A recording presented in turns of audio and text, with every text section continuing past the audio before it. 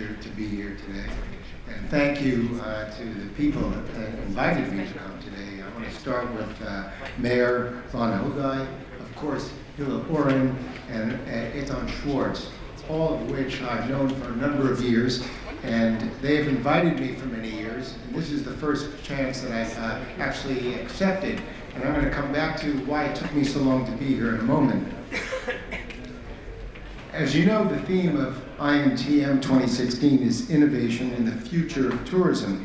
And while I'm personally very excited to be here, also I hope I'll be learning and absorbing and sort of taking in the information that many of you in this room and people at the exhibition will be sharing.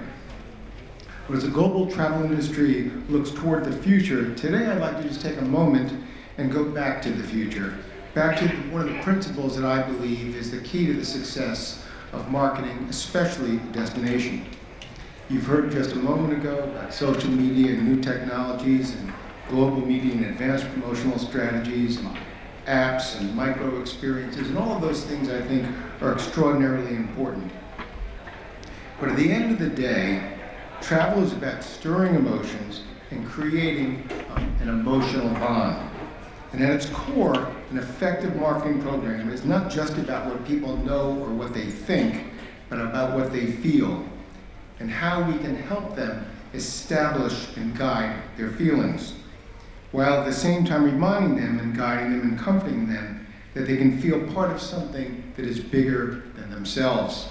And I believe everyone will agree that the country of Israel and that idea of Israel is bigger than oneself. Very few places in the world move people to the emotion the way Israel does. And without an exception, everyone I know talks about a trip to Israel as a transformative experience. In some cases, a rite of passage has a lasting influence on their lives. This, I'm very ashamed to say, is my first trip to Israel. And of course, I had many of my own thoughts and preconceived notions about what it would be like to be here. And I would have to say that no one could have prepared me for the experience that I've had over the past 5 days. The reality of the Israeli experience, from my point of view, is almost unmatched. And because of my career, because of perhaps other circumstances, I've been in almost every place in the world. And yet this one is very unique. And I want to point out that one of the most important things, and you've heard, a moment ago, but I can't emphasize it enough. It's how you feel when you're here. And therefore, every strategy in tourism and every form of tourism marketing is about getting people here. And frankly, for New York City, which I ran for many years, from the tourism perspective, as well as Brand USA, which I'll touch on in a moment, the whole key is to get people there and to get them there now. As everyone in this room knows, millions of people around the world and millions of potential visitors have a very, very sort of unique and different perception compared to what the reality is. And for many of these consumers, much of what they know about Israel comes from, unfortunately, the negative headlines related to the very, very difficult geopolitical issues that surround the Middle East and your country. To them, the dominant image is often about a beleaguered, aggressive, unsafe, and unwelcoming country. I'd like to just say, God bless the global media, because no one can distort the truth better than the mass media. Of course, some of these tensions are part of your reality, but it does not define what you are or what Israel is.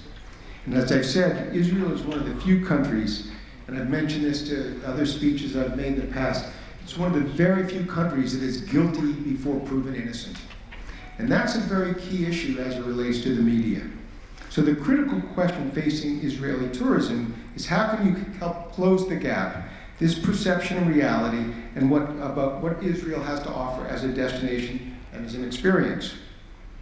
Although your circumstances are particularly challenging and unique, Israel, of course, is not alone with this perception problem. In fact, the United States faced these very same perceptual issues following 9/11. We were also then seen as an aggressive bully. We were angry, we were closed off, highly armed, unwelcoming, with only concern of our own selfish goals and needs. And we've done studies when I was working for the Obama administration exactly about that. Our government at the time initiated 2 wars and put a place of security measures and foreign policies that made it seem like the United States, a country of immigrants, was closing its doors to the outside world and making it more and more difficult to visit the country. All of a sudden, the land of opportunity seemed to be less alluring than ever before. And for the first time, foreign travel to the United States was in decline. In the decade following 9/11, US market share decreased by 37%. 460,000 jobs were lost on an annual basis, and we lost over $600 billion in revenue over that period of time. To help stimulate the economy and combat the negative image, President Obama created Brand USA, the country's first ever image-oriented tourism marketing organization. In 2009, I was recruited by the Obama administration, reporting directly to the Department of Commerce to become the vice chairman of the newly formed Brand USA. As I mentioned, our research showed that America was considered to be unwelcoming, too familiar. People knew the cliche, but didn't really know all about what the United States had to offer. We were considered brash and elegant, with a love it or leave it mentality.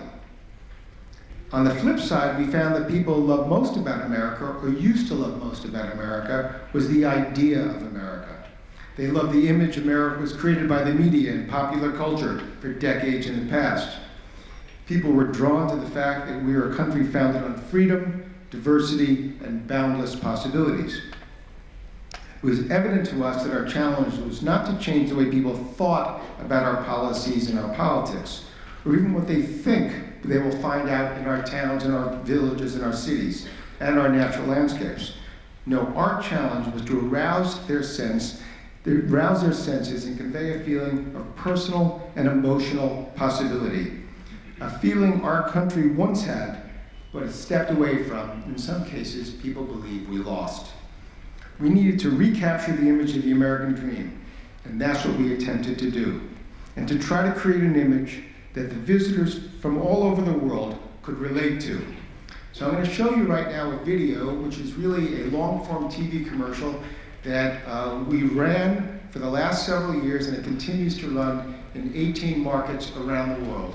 And hopefully what you'll see is that we're trying to hit that emotional button that we think will make people think differently about the perception of America based on the media. So if we could run that video, please.